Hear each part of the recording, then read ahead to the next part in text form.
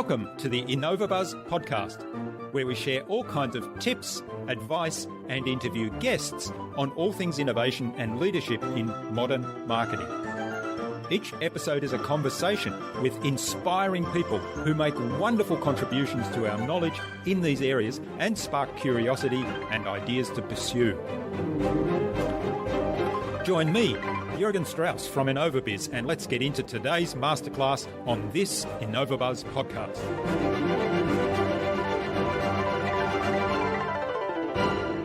Is a skill of learning how to hire those great people, managing them. You're then able to hire them relatively low cost. You can get twice or three times as much done as you could personally, and you're a much more valuable resource to a company or as an entrepreneur. So the general concept is, instead of just you doing it yourself, make sure you have lots of people that are available for you to do certain projects with, whether it's design, whether it's getting your website up, whether it's SEO work, and you need to develop the skill of finding those people and managing and working with them, because it's a very, very valuable skill.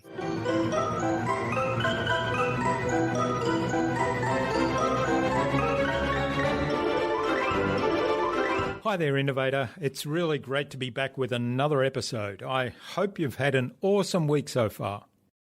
I trust too that you enjoyed my conversations with Zach McGill of Perk Health and with Lindsay Dix of Celebrity Sites.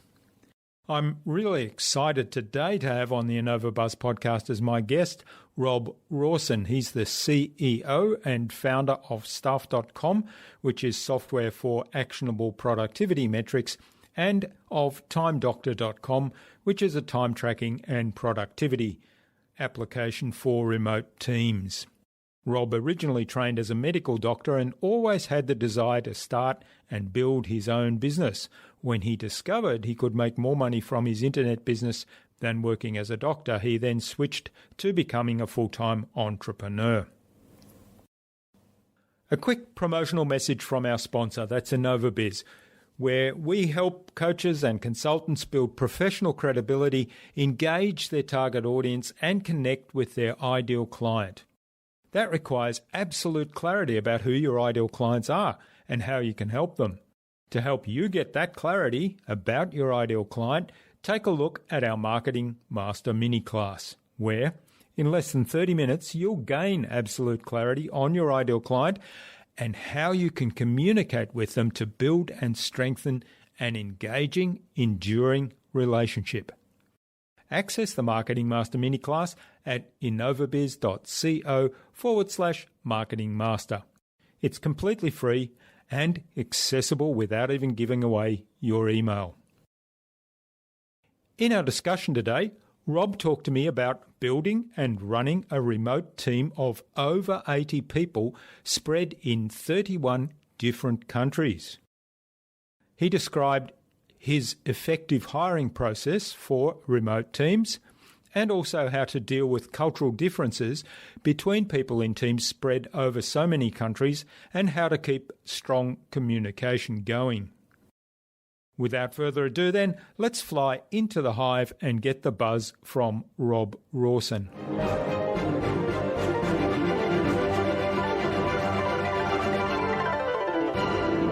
Hi, I'm your host Jürgen Strauss from InnovaBuzz, and I'm really excited to welcome to the InnovaBuzz podcast today from Sydney in Australia, Rob Rawson, who's the CEO and co-founder of TimeDoctor, which is a time tracking and productivity app for remote teams. Welcome to the InnovaBuzz podcast, Rob. It's a great privilege to have you here as my guest. It's great to chat with you. Now, Rob, you started your professional career as a medical doctor, which is really interesting how you then transitioned into an online business. I think you started an internet business on the side and then discovered that you could actually make more money and have more influence running that career full-time, and then you transitioned and became a full-time business owner and entrepreneur. And during that journey, you started building remote teams, which I think was where TimeDoctor had its little genesis, but we'll hear a lot more about that in talking to you today. So I'm really looking forward to talking more about the lessons you've learned on that journey and all about TimeDoctor today. But before we do that, give us a little bit more about that background, how you got started and what were some of the pivotal moments. Sure. Well, I was always entrepreneurial and loved starting businesses, was trying lots of different things, marketing businesses, even while I was in medical school, actually. So I was just doing that in part time while I was a doctor. And then it eventually led to a full time career and business outside of medicine. So it's quite hard to be a doctor as well as in business. It's really something you have to dedicate your life to, being a doctor. So made a decision to leave, even though it is an amazing profession. But as you mentioned, now I'm more in this kind of remote team philosophy, and it's something that's really interesting because it is growing. There's a lot of companies that are out there that are promoting it, really mainstream people, even like Bill Gates recently was saying that remote is the way to go and all companies should be working remotely, and a number of other very prominent business people that are saying that it is the way to go. So I think it's a little bit of a turning point now that it's becoming more mainstream, that companies are actually able to work remotely and have people around the world. And so I'm excited about that whole movement. And we actually have a conference as well that we created about that movement. It was in Bali and we moved it to the US. But it's a whole conference on how do you do that, because it's a little bit bewildering for people that just don't understand, how do I manage these people? How do I do it all? And so we get people in the room who have been doing it with large teams. There's some billion-dollar companies now that have remote teams, completely remote, all from home. It's amazing. Yeah. Yeah.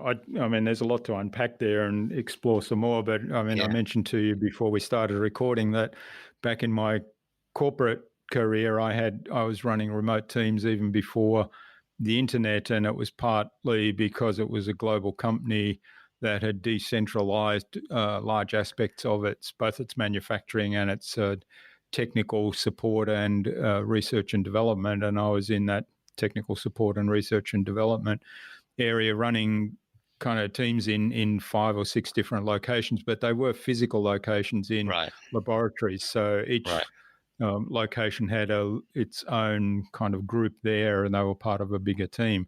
And today, I think what you're talking about is a lot more around people working from home. So what do you see as why is there this push, going up to even the big corporations like Microsoft looking at this is the way of the future? Yeah, I don't know that Microsoft has a complete remote policy yet, but Bill Gates is no longer running Microsoft, but he actually promotes it. So the reason that they're doing that, I think the number one reason is actually the availability of talent. So if you look at it, even Sydney, it's got 5 million people. It seems like you'd find enough talent there. It's actually very hard to hire a good developer, to hire the people that you need. And if you're trying to build a tech business in particular and you're trying to hire developers, it's so hard. So if you open yourselves up to going, well, I could hire from maybe the West Coast of the US, the time zone's not that bad. I could hire from anywhere in Asia, the time zone's pretty similar. So it's really opens up the talent pool massively. And there are different reasons that people do, or even it's just the entire Australia. If I'm living in Sydney, why do I have to hire just from Sydney? So for me, the number one benefit and reason people do it is so that you can expand your talent pool and that you can get people from anywhere. And also there's a lot of people that just want to work remotely. They like that flexibility. They just don't want to have to drive to work. Some cities are horrible traffic and pollution. And so you don't want to have to drive for an hour each way. There's people in Silicon Valley, because it's so expensive to live there, they drive for 1.5 hours to get to work and 1.5 hours. So it's like 3 hours a day they're in their car. It's insane. Yeah. Well, I mean, where we are even, we live about an hour and a bit out of Melbourne, but in peak hour, because there's just one major freeway that goes in, a lot of people work in the centre of Melbourne in the city CBD district. And some days it's 2 hours to 3 hours commute one way. And I know from my corporate work that I referred earlier, some of the big cities in Asia, it was the norm for people to be traveling 2 lots of 3 hours every day, 6 hours a day commuting. When you think of that, that's just horrendous. Mm. Hmm. Yeah, absolutely. All right. So, in terms of course, one of the other big advantages is that where you can find the right talent, you can outsource to countries where the cost of living is much lower than where you are, and therefore the cost of salaries is going to be much better for you for your business, and that's a huge advantage, I think, particularly for people starting out.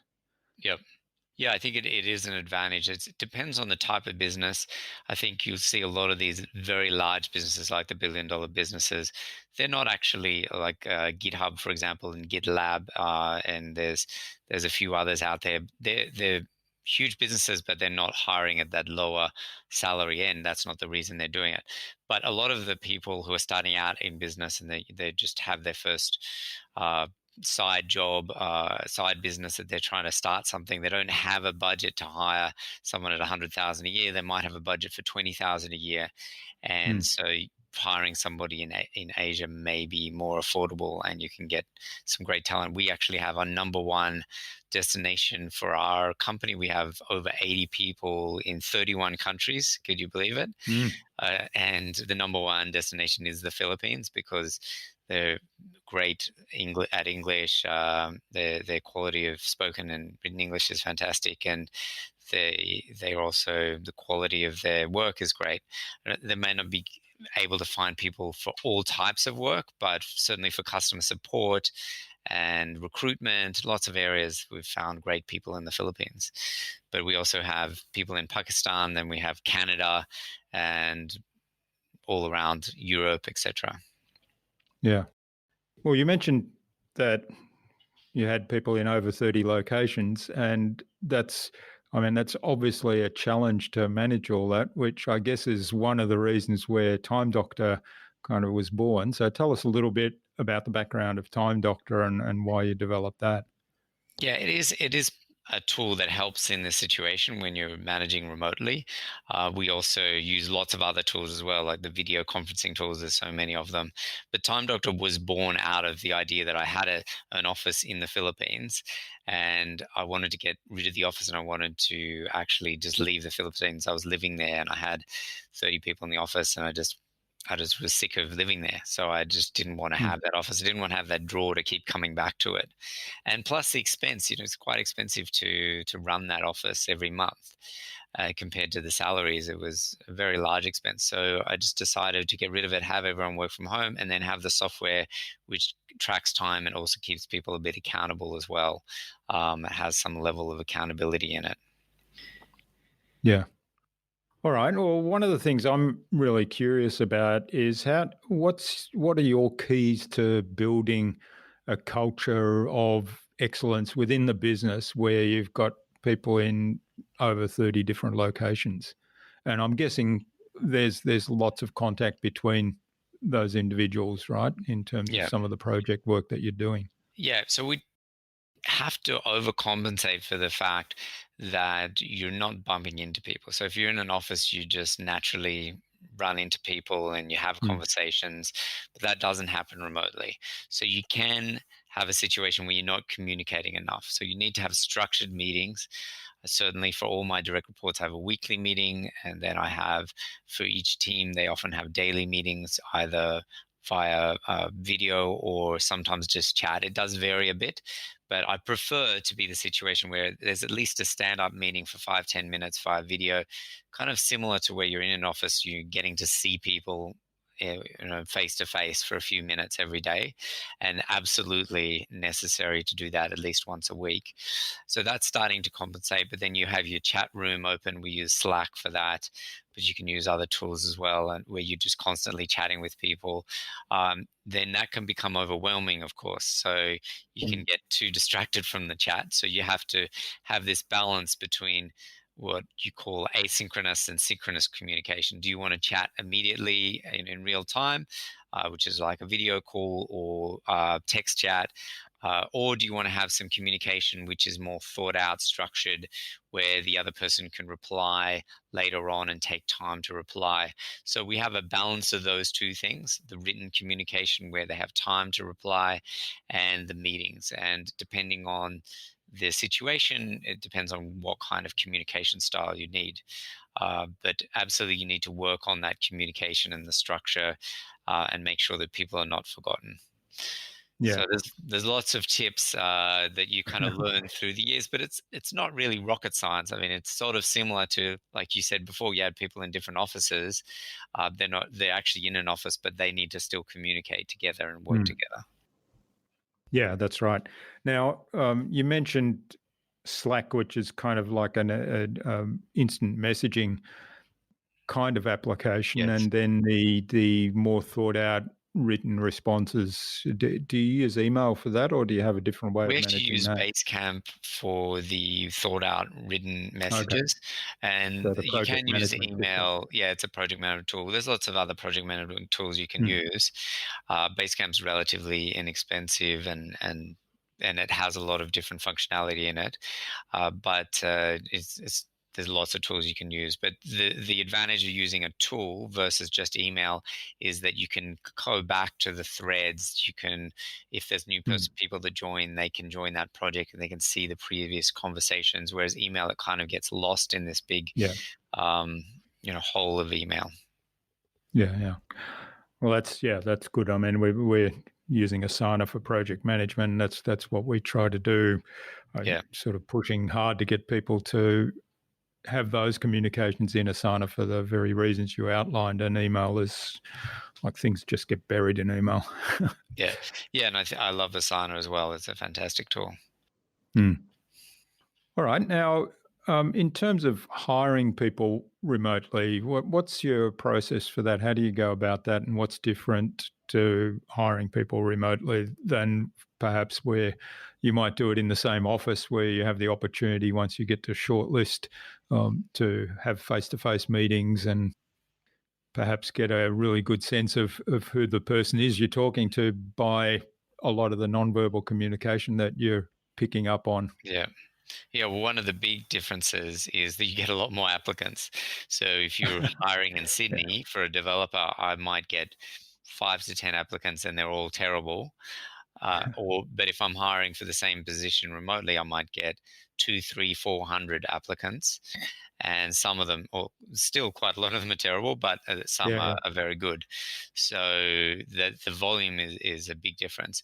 There's a lot of places that you can post. We use, depends on the type of jobs. That there's some job posting boards that are specifically for posting remotely. For example, we work remotely.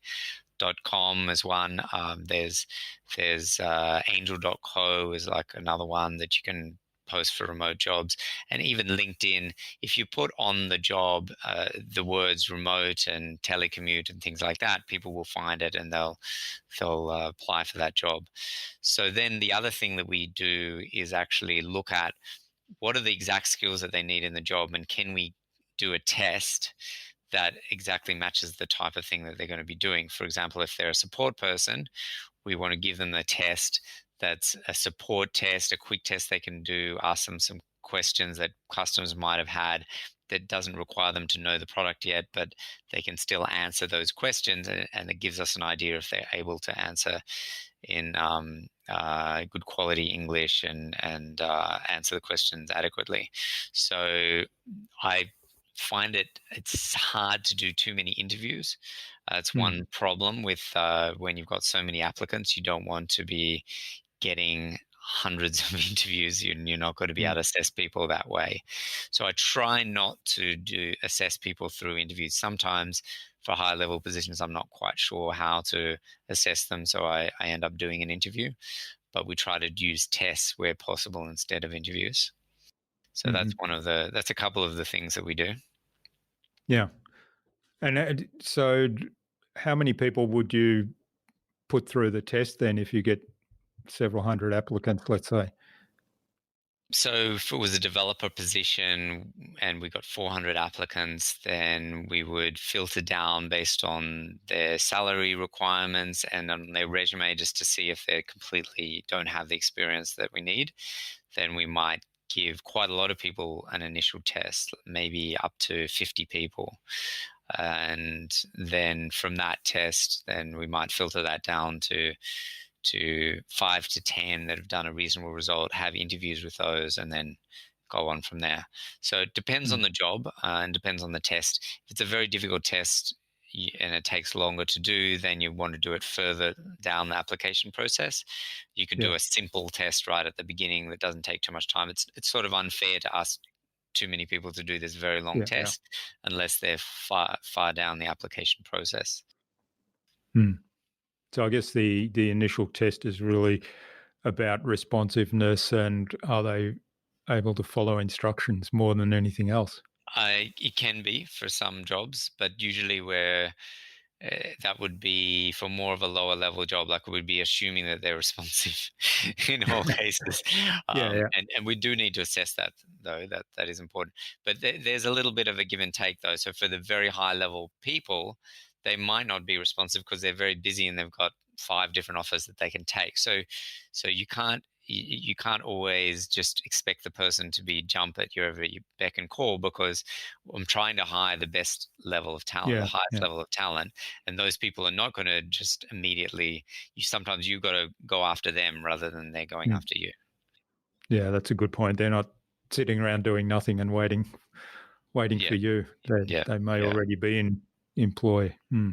yeah, All right. Now, one of the things I know you talked about recently in some podcasts that I listened to is remote sales and bringing people on to conduct sales. And I'm guessing that was for Time Doctor, yeah. um, remotely through phone and other means. So, do you have a big remote sales team? It's not that small. We have probably six to eight people, and we have also some researchers engaged in sales.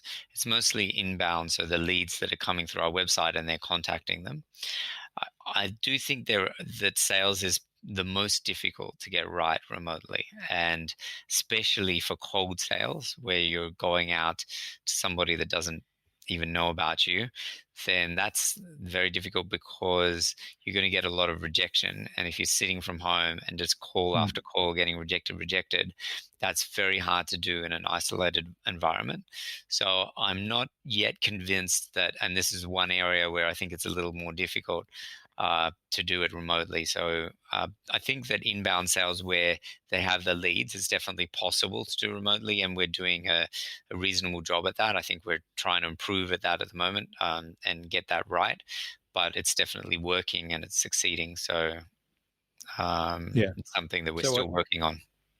what would the process look like, and what would those people be doing? We tend to separate it out into 3 separate things. Firstly, research. So they're researching the details of the person because we don't always have their phone number, and also researching if they're qualified. Do they have more than 20 people in the company? Then that would be a lower salary person in the Philippines mostly, or in South America. And then the second stage is an SDR, sales development rep. And this is a standard kind of separation for sales. And the sales development rep is making an appointments for the account executive. The account executive is closing. So you have the appointment setter basically and the closer. And the appointment setter is making sure the person is qualified over the phone, giving them some information, setting them up for the appointment, and then the closer gets on the phone and sets up a demo. It's actually not a demo, but it's explaining the product Mm. and setting them up to use the product and trial it for a while, and then at the end of the trial, seeing if they want to actually purchase it. Yeah. So, doing the follow up as well.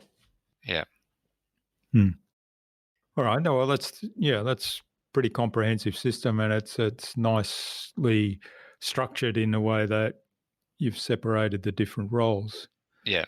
Yeah, well, Yeah. we started out, I mean, for sales, for software, there is some software that's more sales driven, that's some that's more sign up from the website driven, if you know what I mean. Mm. So our software in the beginning, we didn't have any salespeople. So people would just sign up on the website and use the software.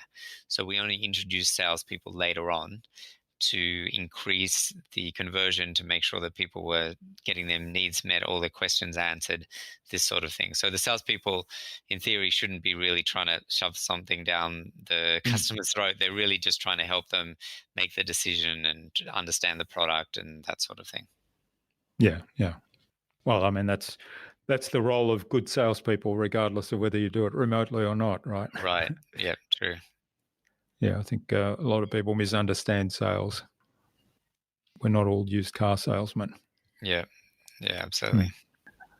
So you mentioned 30 plus countries where your team is based. So what are some of those countries, and what's unique about the different countries that you have people based in? Well, it's interesting because there are cultural differences, and we've got a lot of people in Asia. Like Philippines, I mentioned, is number one. Pakistan is number two.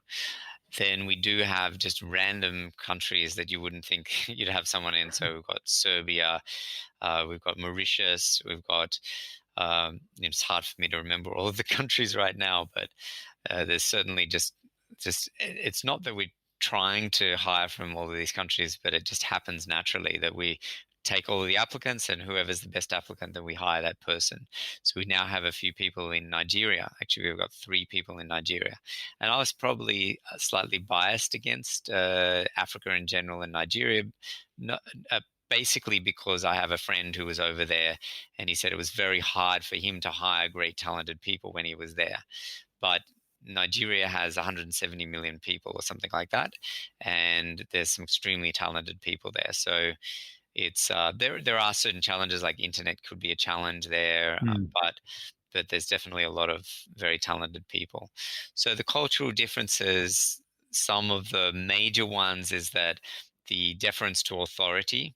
So in Asian cultures and a lot of other cultures, they're very deferent to authority. They won't challenge you and tell you that you're wrong.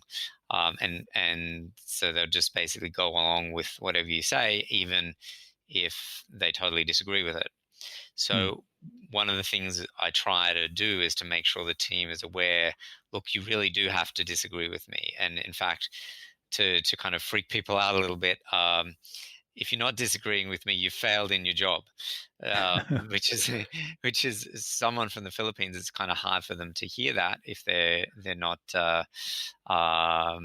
if they haven't sort of been indoctrinated to the new way of thinking, because culturally the boss is kind of telling you what to do, whereas I'm trying to introduce a philosophy where, well, I want you to tell me what to do, and then we'll work it out together. So that depends on the culture. I mean, in Russia and Ukraine, that's not the case. They're quite happy to tell you that you're wrong. Mm. So that's good. And then in other cultures, they're more sensitive about hurting someone's feelings. So in the United States, even it's actually people are very sensitive about the feelings. So you can't say, "Oh, you did the wrong thing," because it's got to be sandwiched a little bit, massaged. Oh, you're doing great overall, but you can correct in this. Whereas Yeah, if you look at France or you look at Russia again, those two countries, they'd be like, "You screwed up. What were you thinking?" yeah, And I like that's their normal management style. They don't think yeah, there's yeah. any. Well, I'm just being direct. What do you want me to do? You want me to sugarcoat it? Mm. So that's something that's even within Western cultures between France and the United States. There's a big difference. Mm. Yeah. Yeah, well, those differences are really important, and when you're working across so many different countries, it requires a lot of flexibility, right? You sort of got to remember who are you talking to, and what do Yeah. you need to do here? Yeah. Yeah. Yeah. Hmm. Yeah. So you mentioned that with all these different countries, it's not by design that you have people there. It's more that those are the best for a particular role you're filling. But one of the challenges you highlighted was internet, and I know in the past that's something that I've run into as a challenge: internet connectivity and speed, and also the reliability of power. How do you manage that, or do you kind of clarify that in the hiring process? Yeah, we do assess for it in the hiring process. We look at the person's internet speed. And generally, if you're hiring at a higher level, somebody at a higher salary, they're going to have a high quality internet in Nigeria, etc. If you're hiring at the very lowest salary levels, then you're starting to see that be more of a problem because they've got the really cheap internet. They can't afford something higher. So depends on the person and the salary level. That's not a huge issue. I think the internet, I don't find it's a huge issue. I think the time zones is an issue once you start getting into 3 different time zones. So you've got Mm. Asia, United States, and Europe. And then if you want to try to meet all together, then one of you has to be meeting at midnight. So Yeah. that's a problem. At the moment, I'm doing several meetings at 6 a.m. my time, and that's for the United States and Canada mostly, but then we also have some people from Europe. And there are other people that really couldn't even be in that meeting, like the guy from Mauritius. That's still going to be 3 a.m. for him. So, or, midnight for him. So it's just really too hard to do regular meetings. And for my all hands meeting, because I like to have an all hands meeting once a month, so that's challenging. And I'm probably at the moment I'm doing it about 10 p.m. I might have to move it even later to 11 p.m. or 12 p.m. midnight my time, because I'm in the unique time zone, which is kind of latest in the world. Australia is Yeah. kind of to the latest. So if I'm at midnight, it does accommodate most people. I think everyone at midnight. So, but I don't like to work at midnight. It's not my. Yeah, yeah, Just that's once a right. month I can do it, but Yeah. I definitely don't like doing that. Hmm. So do you ever get everyone together physically in a Yeah, location? we have had whole company meetings. We've done one whole company meeting, then we've had leadership meetings. This year, we're having more individual team meetings and a couple of just meetings. We've got a product meeting and a marketing meeting, so we don't have as much the whole company meeting. It's just got to be a bit too many people. I mean, most Mm. companies that are similar to us, they do have whole company meetings. So they normally do, but for us, because we've got so many people that have visa issues, because we've got so many people in countries like Pakistan, they all have to get visas no matter where the meeting is, and Mm. it just becomes really hard, and it's very expensive as well for all the flights, etc. So I'm not sure we're going to do it. We might do it every second or third year or something like that. Yeah, yeah. All right. Well, this is fascinating, Rob. I could go on for ages exploring how you manage the remote teams, and it's a subject that I've always been fascinated by, and obviously had a lot of experience with in the past, but also still working with remote teams now. And I think, as you pointed out, the possibilities that it raises in terms of how much talent you have, and the other thing I think it in terms of the people that are working remotely, it opens up a whole lot of possibilities for them. I mean, if you take, for example, um, people that are raising young families and want to spend more time with their young families, and that's potentially in conflict with a big corporate career. So if they're Yeah. able to work from home in a job that's fulfilling and gives them a meaningful contribution, and also a salary that enables them to sustain their lifestyle, then that's a win-win for them as well. Yeah. Yeah. And that can be a reason why a lot more companies in Australia or the United States are actually going to move towards this, just because their employees are demanding it. Mm. And if they want to hold on to that talent, then they're going to have to allow them to at least work remotely one day a week. I think the idea of having the young children is an interesting one. I think it's difficult if you have a very young children and you're looking after them at home. It's very Mm. difficult to work effectively. So we look at that carefully, because if somebody is the primary caregiver, they don't have anyone else looking after the kids, and they're trying to work from home, I found that not to work personally. Yeah.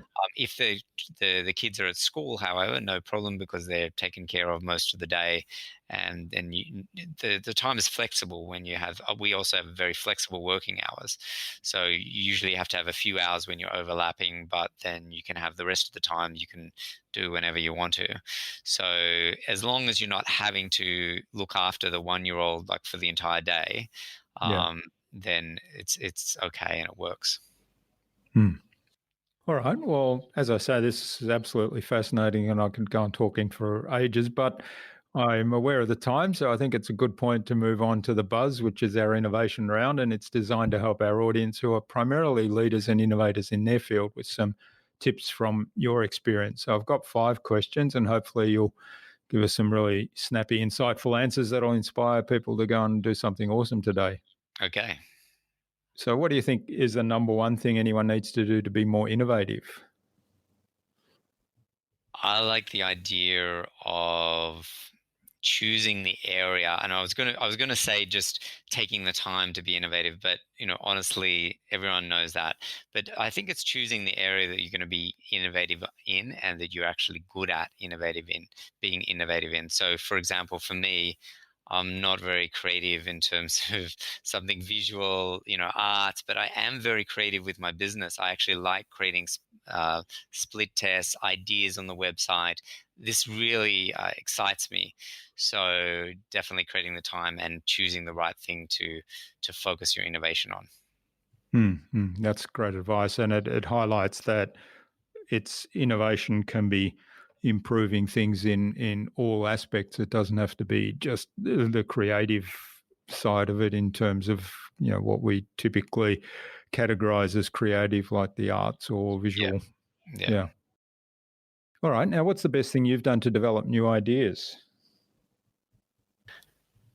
I I actually have a process for ideas where when I get up in the morning and nobody's up yet, I lie in bed, and I believe that the most creative time or for new ideas is when you're just woken up. So I lie in bed, and then I think about, I have some questions that I want answered, and I just ask my brain to answer them while I'm still in bed, sort of half asleep. And I come up with really good answers at that time that I'm not able to come up with. I also, if I do happen to, during the middle of the night, have ideas, wake up and I have ideas, I always write them down. Yeah. I write them down actually in our app, but it can be any app that you just write them down in the middle of the night. And some of my best ideas are also in the middle of the night. So that's generally how I'm coming up with great ideas. Mm. Mm. Yeah, I like the writing them down in the middle of the night. I find I have to do that because otherwise I can't get back to sleep. I've got Yeah, to get them out of my that's head. Yeah. absolutely another reason to do it. Yeah. Yeah. All right. Now, you mentioned one resource there. Do you have a favorite resource that you use most often? For business in general. Yeah.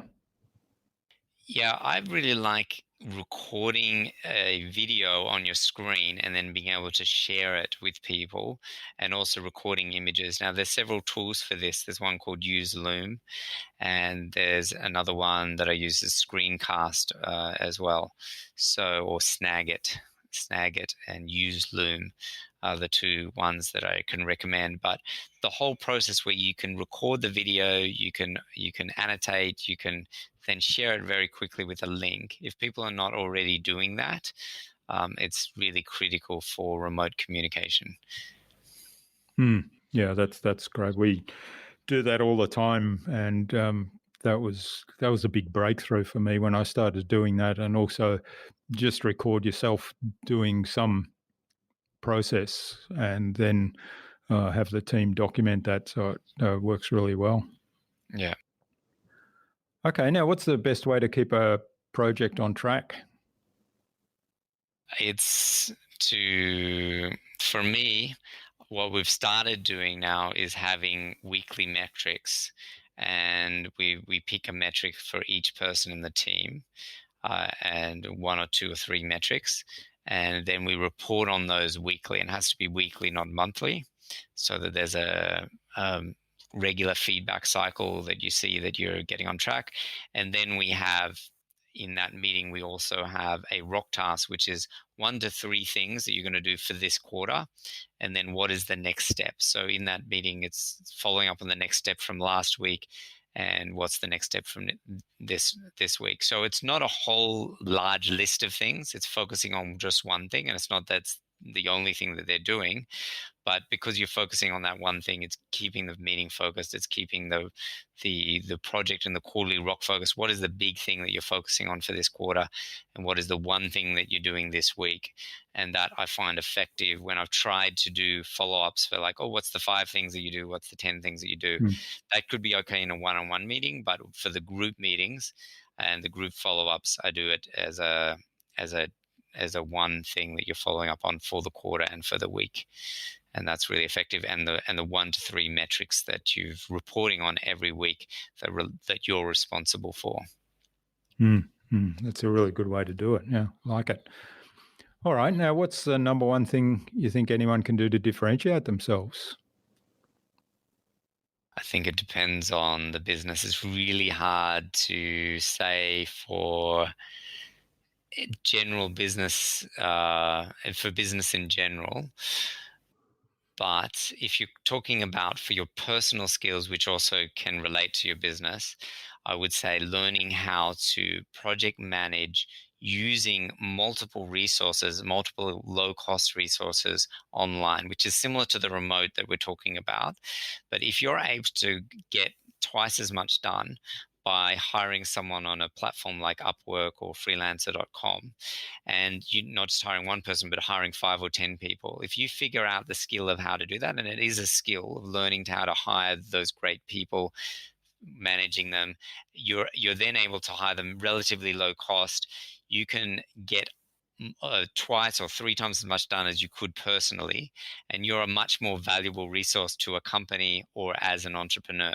So the general concept is, instead of just you doing it yourself, make sure you have lots of people that are available for you to to do certain projects with, whether it's design, whether it's getting your website up, whether it's SEO work, and you need to develop the skill of finding those people and managing and working with them, because it's a very, very valuable skill. So that is probably one of the biggest ways you can differentiate yourself. It's like you can be a software developer in Australia, but you're not differentiating yourself as much as you would be if you can learn how to hire 20 software developers all around the world, right?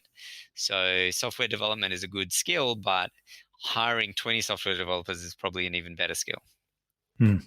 Yeah, that's good advice. It sort of comes back to leverage. How can you leverage your skill and add a complementary skill to be a lot more effective? So.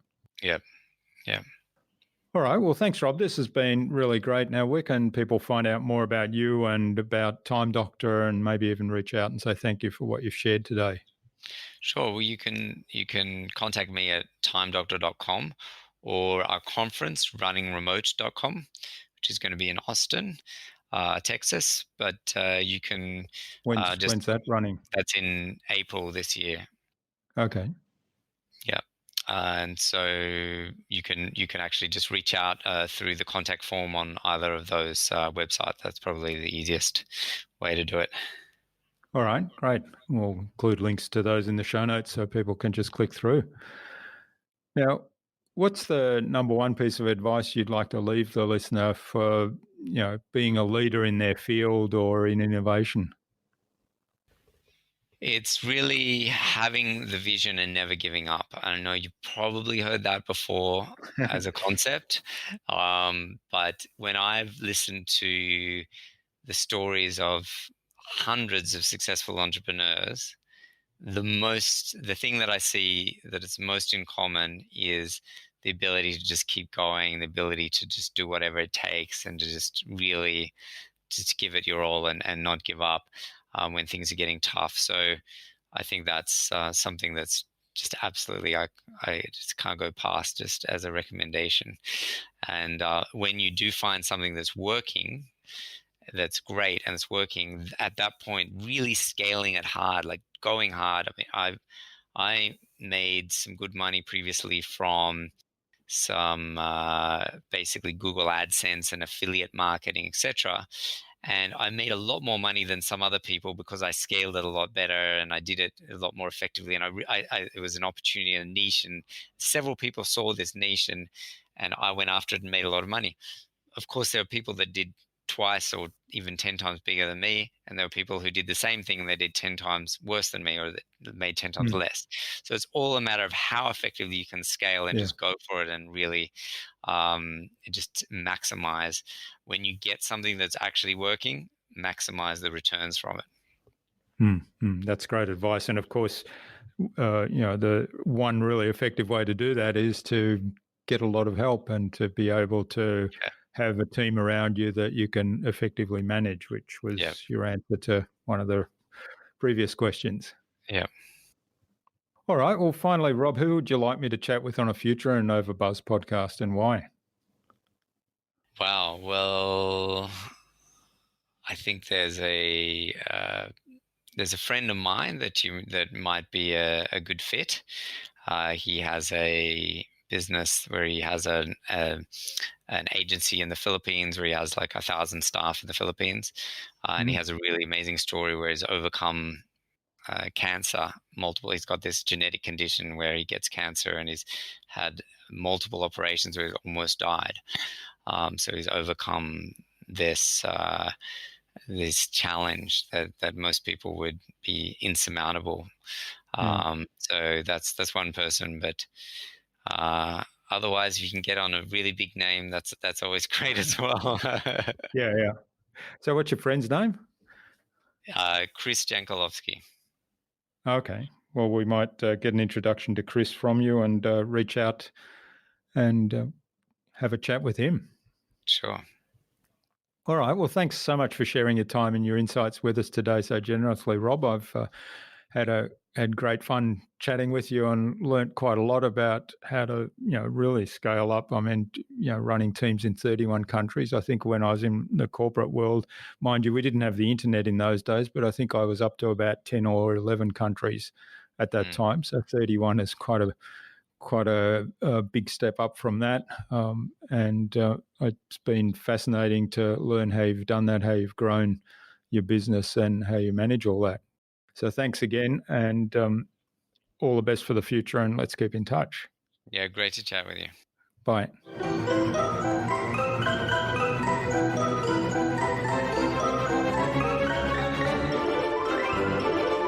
I hope you enjoyed that insightful and informative conversation with Rob and took something away from his episode.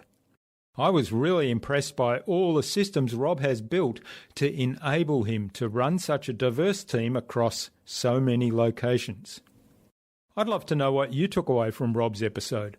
Leave a comment below the blog post, which you can find at innovabiz.co/Rob Rawson. That is ROBRAWSON. All lowercase, all one word, innovabiz.co/Rob Rawson. You'll also find contact information for getting in touch with Rob there, as well as links to the Time Doctor website, his social media pages, and the other resources we spoke about in today's conversation. Rob suggested we have a conversation with Chris Jankolovsky, the founder and CEO of Remote Staff, on a future InnovaBuzz podcast episode. So, Chris, keep an eye on your inbox for an invitation from us to the InnovaBuzz podcast, courtesy of Rob Rawson. Remember to check out our Marketing Master mini class at innovabiz.co/Marketing Master. It's completely free and accessible without even giving away your email.